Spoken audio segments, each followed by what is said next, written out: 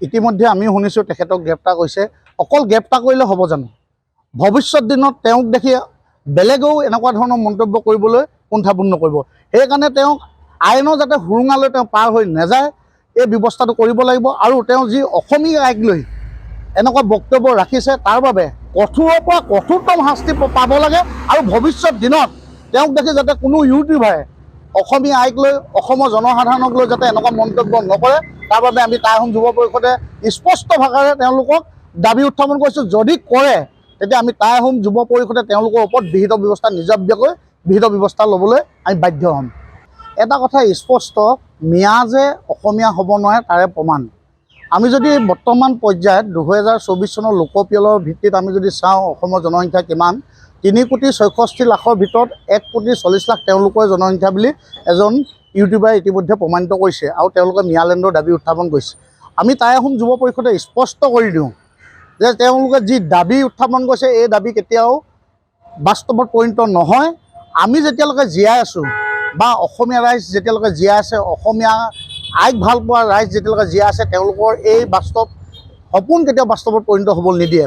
আৰু এটা কথা স্পষ্ট আমি কৰি দিওঁ, তেওঁলোকে যিবোৰ সপোন পুহি ৰাখিছে জনসংখ্যাৰ বিস্ফোৰণৰ ক্ষেত্ৰতে অসমত অসমীয়াসকল দ্বিনাগৰিকত্ব হ'বলৈ গৈ আছে এই কথাটো কিন্তু স্পষ্ট ইতিমধ্যে দেখিবলৈ আমি পাইছোঁ।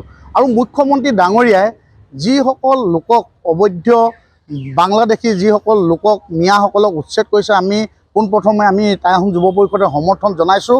আৰু এই যে যি উচ্ছেদ কৰিছে এই উচ্ছেদিত নাগৰিকসকল উৰিয়ামঘাটৰ পৰা কোনখন ৰাজ্যলৈ গ'ল বা কোন জিলালৈ গ'ল এই কথাবোৰ কিন্তু এটা লক্ষণীয় বিষয়। আমি মুখ্যমন্ত্ৰী ডাঙৰীয়াক এটা অনুৰোধ জনাইছোঁ, আপুনি অকল উচ্ছেদে নহয় তেওঁলোকক ধৰি বিতৰণ কৰা এটা ব্যৱস্থা কৰক, নহ'লে অসমখন তেওঁলোকে খুলি খুলি খাবলৈ ইতিমধ্যে আগবাঢ়িছে। আমি য'তেই দেখোঁ মিয়াসকলৰ কথা যদি আমি কওঁ, য'তেই দেখোঁ ক'ৰবাত এটা যদি ধৰ্ষণৰ কাণ্ড হয় কোনে কৰে? মিয়াসকলে কৰে। ক'ৰবাত কিবা ডকাইতি ঘটনা এটা যদি হয় কোনে কৰে? মিয়াসকলে কৰে। ক'ৰবাত যদি কিবা এটা হত্যাকাণ্ড হয় কোনে কৰে? মিয়াসকলে কৰে।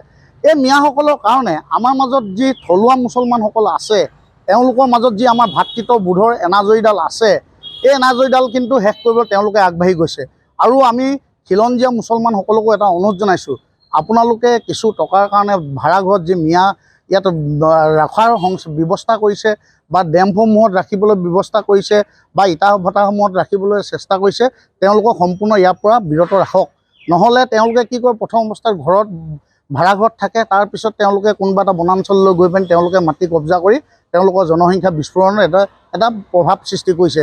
সেইকাৰণে আমি টাই আহোম যুৱ পৰিষদেও কৈছোঁ, যদি অবৈধ বাংলাদেশী মূলৰ মিয়াসকলক দেখে আমাৰ লগত যোগাযোগ কৰক। আমি টাই আহোম যুৱ পৰিষদে আপোনালোকৰ সহায় সহযোগ লৈ পিনি তেওঁলোকক বিতৰণ কৰাৰ ক্ষেত্ৰত আমি সহায় সহযোগিতা আগবঢ়াম। আৰু মুখ্যমন্ত্ৰী ডাঙৰীয়াকো এটা টানি অনুৰোধ জনাইছোঁ, অকল বিতৰণ নহয় বা তেওঁলোকক অকল অবৈধ নহয়, এটা বিতৰণ কৰি যেনেকৈ কাটা তাঁৰৰ তলেদি আহিছিলে তেওঁলোকক পঠিয়াৰ এটা ব্যৱস্থা কৰিবৰ কাৰণে অনুৰোধ জনাইছোঁ।